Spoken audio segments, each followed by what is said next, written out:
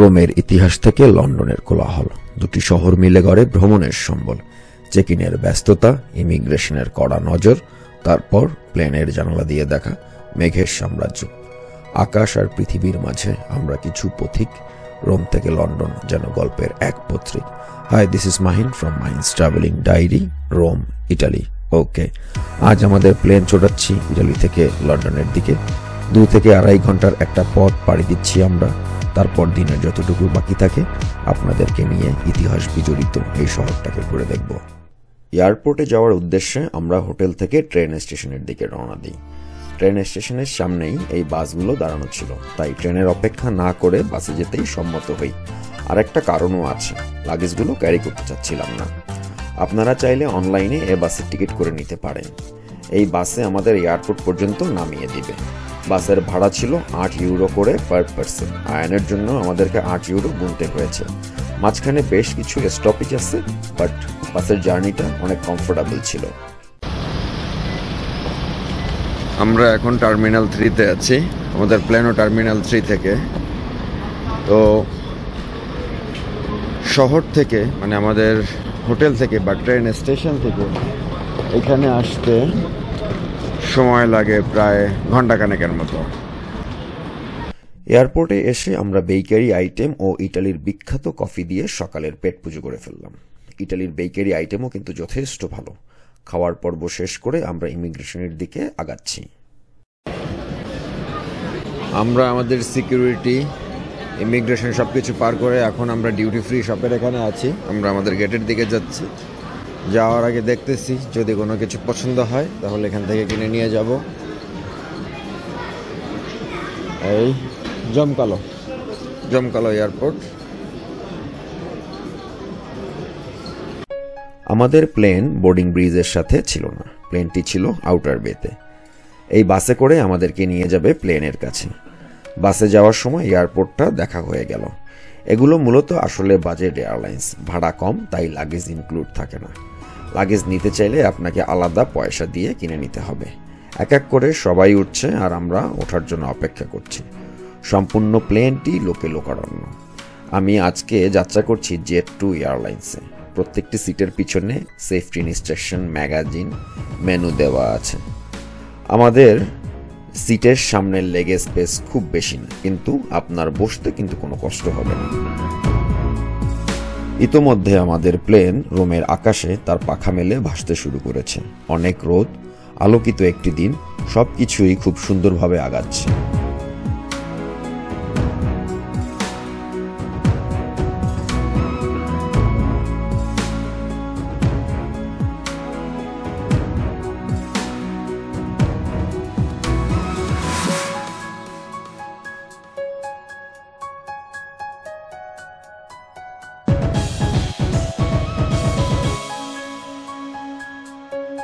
আমাদের প্লেনের চাকা লন্ডনের মাটি স্পর্শ করে ফেলেছে।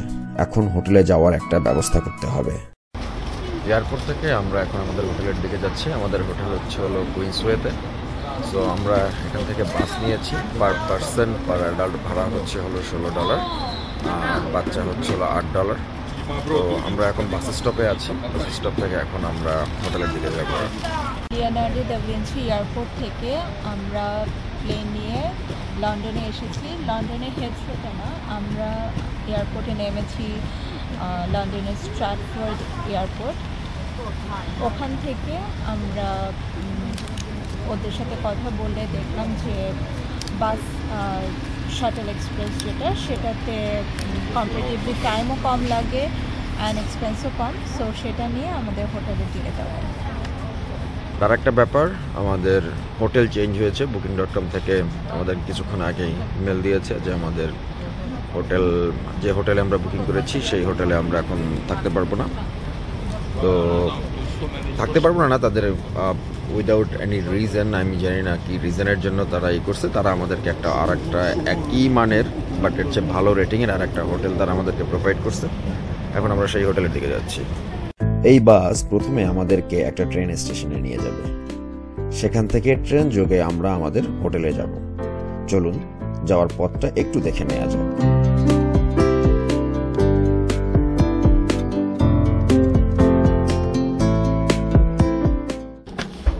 এটা হচ্ছে আজকে আমাদের রুম।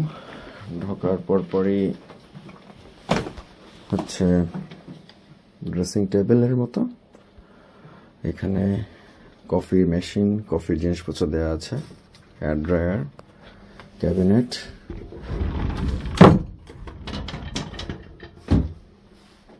এটা বেড, এটা কাউচ, এটা অ্যাকচুয়ালি বেড কাম কাউচ, এটা হচ্ছে ওয়াশরুম, আগেরগুলোর চেয়ে মোটামুটি অনেক ভালো।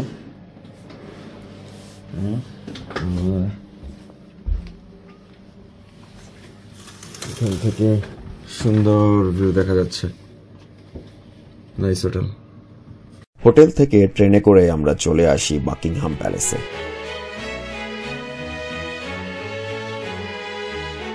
বাকিংহাম প্যালেস শুধু যুক্তরাজ্য রাজপরিবারের বাসভবনই নয়, এটি ব্রিটেনের রাজনৈতিক, সাংস্কৃতিক এবং ঐতিহাসিক ঐতিহ্যের একটি গুরুত্বপূর্ণ প্রতীক। লন্ডনের প্রাণকেন্দ্রে অবস্থিত এই রাজকীয় প্রাসাদ রাজকীয় অনুষ্ঠান, রাষ্ট্রীয় আপ্যায়ন এবং পর্যটকদের জন্য অন্যতম আকর্ষণ। 1703 সালে এটি নির্মাণ করা হয়। 1837 সালে কুইন ভিক্টোরিয়া এটিকে ব্রিটিশ রাজপরিবারের আনুষ্ঠানিক বাসভবন হিসেবে ঘোষণা করেন। বিশাল এই রাজপ্রাসাদে রয়েছে রাজকীয় কক্ষ, অতিথি কক্ষ, অফিস ও কর্মচারীদের জন্য নির্দিষ্ট এলাকা। বাকিংহাম প্যালেস থেকে এরপর আমরা চলে আসি হোয়াইট চ্যাপেল স্টেশনে। এখানে কিছুক্ষণ হাঁটাহাঁটি করে আমরা চলে যাই কলাপাতা নামে একটি খাবারের দোকানে। খাবারগুলো ছিল অসাধারণ, আমরা তৃপ্তি সহকারে খাবারগুলো খেয়েছি।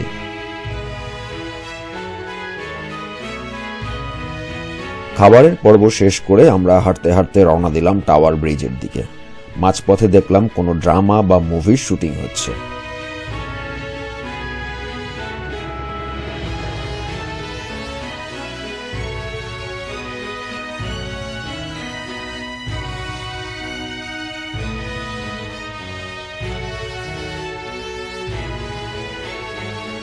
টাওয়ার ব্রিজ লন্ডনের অন্যতম বিখ্যাত এবং চমকপ্রদ স্থাপত্য শৈলী। এটি টেমস নদীর উপরে অবস্থিত এবং ব্রিটেনের ঐতিহাসিক স্থাপত্য ও প্রযুক্তিগত দক্ষতার একটি অসাধারণ নিদর্শন। টাওয়ার ব্রিজ নির্মাণের মূল উদ্দেশ্য ছিল লন্ডনের পূর্ব অংশের যাতায়াত সহজ করা, বিশেষ করে ব্যবসায়িক ও বাণিজ্যিক পরিবহন সুবিধা বৃদ্ধি করা। এর নির্মাণ শুরু হয় 1886 সালে এবং উদ্বোধন হয় 30 জুন 1894 সালে। টাওয়ার ব্রিজের স্থাপত্য অত্যন্ত চিত্তাকর্ষক ও প্রযুক্তিগতভাবে যুগান্তকারী। এটি মাঝখান থেকে উন্মুক্ত হয়ে বড় জাহাজের যাওয়ার পথ তৈরি করে দেয়। আজ এ পর্যন্তই, আবার আপনাদের সাথে দেখা হবে আগামীকাল সকালবেলা। Till then, good night, goodbye, see you tomorrow.